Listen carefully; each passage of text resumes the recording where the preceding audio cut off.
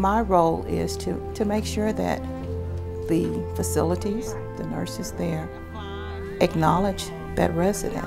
That is a person. It's not just a bed, it's just not a number. That's a person who requires attention and should get it with the utmost respect.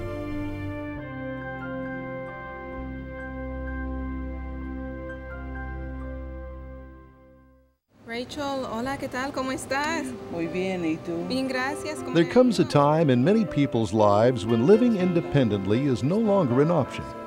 Long-term care facilities often provide an alternative. But that loss of independence can present a unique set of challenges for all concerned. In many facilities, residents, family, and staff find needed support from Ombudsman.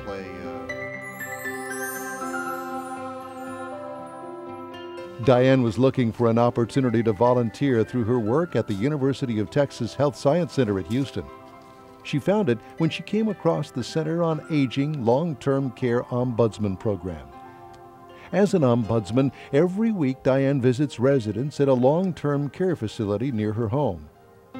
I have a resident that said, you know, when you come by, you bring me joy. And I tell her, I said, you don't understand. I get joy and satisfaction by coming in here to you. Hi, I'm Diane with the Ombudsman program. To make sure that they are treated properly, quality of care, quality of life, those are the main things that the Ombudsman do. Because her mother had stayed in a long-term care facility, Diane knew the kinds of issues she would face working with the elderly. You can walk into a room and be faced with someone who tells you, I'm dying of cancer. No one will touch me. And I grab their hand. Diane makes sure all the residents know how to reach her.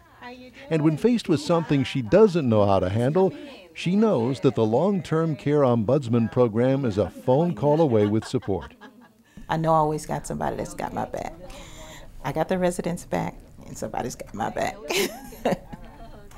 She said when you come to see her, she's very happy. Yeah. Oh.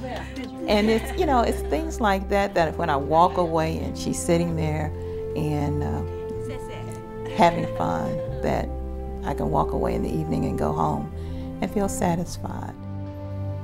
While it's still fresh in her mind, Diane makes a note of anything that needs follow-up. It can be from, you know, someone wanting cable in their room to the toilet overflowing in the maintenance. And I go back and I check on it, make sure that it's taken care of. Because that's their right to be able to go, to move, to do things without a fear of slipping, falling, hurting themselves. So, tough enough to care. Good morning, Charles. Like Diane, Sunny became an ombudsman because she understood the real need for them. I feel that when you first come to a facility and meet the residents, you're like their eyes and ears for them. They usually will open up to the volunteer before they will open up to the staff. So if something happens that they feel they need done, they can talk to me knowing I'm not going to get fired. I'll be around, where in talking to the staff, they feel it might cause problems with them. Sunny met Charles during one of her weekly visits. Charles had trouble getting back up to speed after surgery. For over a year, he's been recuperating in a long-term care facility. If Charles has a problem he can't resolve on his own, he knows that Sunny is there for him. People rely on other people because they need them. And if we don't have enough ombudsmen, then a lot of things are going to be left undone. And it's important to have someone that's in your corner to try to help you. And that's really priceless in the true sense of the word.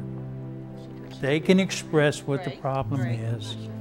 They see it, they know how to handle it, because it's all done on a very professional plane. Then I don't worry about making anybody mad.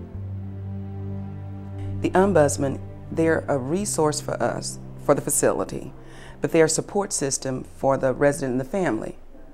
That when they come in, they have a bridge between us and them. Rose feels that the facility and the Ombudsman share the same goal: maintaining the best quality of life for the residents. This truth became clear when a situation arose in which a family member wanted to stay with a resident at the facility. My thought was, let me get the Ombudsman in on this and let's have a family conference. And of course they were very receptive when I explained the situation. Came in, conference with the family. We took care of the situation. So the Ombudsman, they bridged the gap for us. It's a good thing.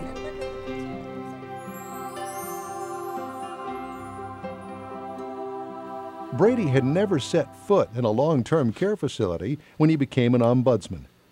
But he felt that of all the vulnerable populations, the elderly were most in need. When I first went in, my image was that there was a bunch of elderly residents who were being abused and neglected, and then I could go in and sort of save them, right? And I think a lot of volunteers have that image. It's a lot more complicated. I guess I've sort of seen my role develop into more of a facilitator and a mediator, as well as being an advocate for the residents. And the challenge is to sort of maintain an assertive approach with administrators and with the nurses, and to sort of build rapport with them and to build a relationship. But that's always sort of that's been a fine balance to walk.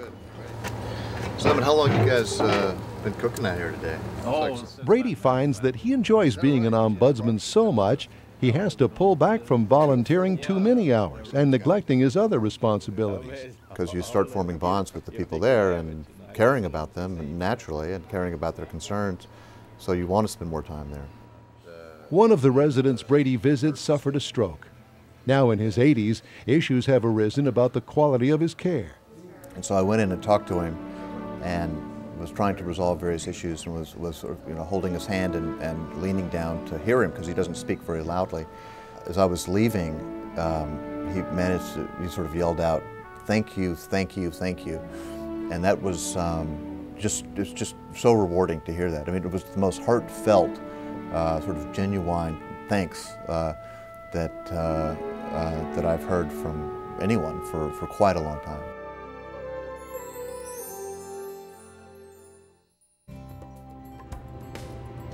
The nursing homes that we are doing the care in, there's no greater place to be if you are compassionate, if you are concerned about other people. There's a big need. We had a big class when I was certified, and some of the people had never been in a nursing home. But I was very pleasantly impressed with the quality of the training that the Ombudsman program offers. I mean, it really is good professional training. The Ombudsman program is not for everyone, but check to see if it's for you. Talk with someone, go through the training. The only thing I can say is to try it. You know, those saying, try it, you like it. It might just work for you. Again, it's the most rewarding and the most difficult volunteer work I've ever done. And to someone like me, let me tell you, the most exciting thing are for people to come visit. And a lot of people don't understand that. Someday we may be in the same situation, and I would like to think that someone was looking out for me.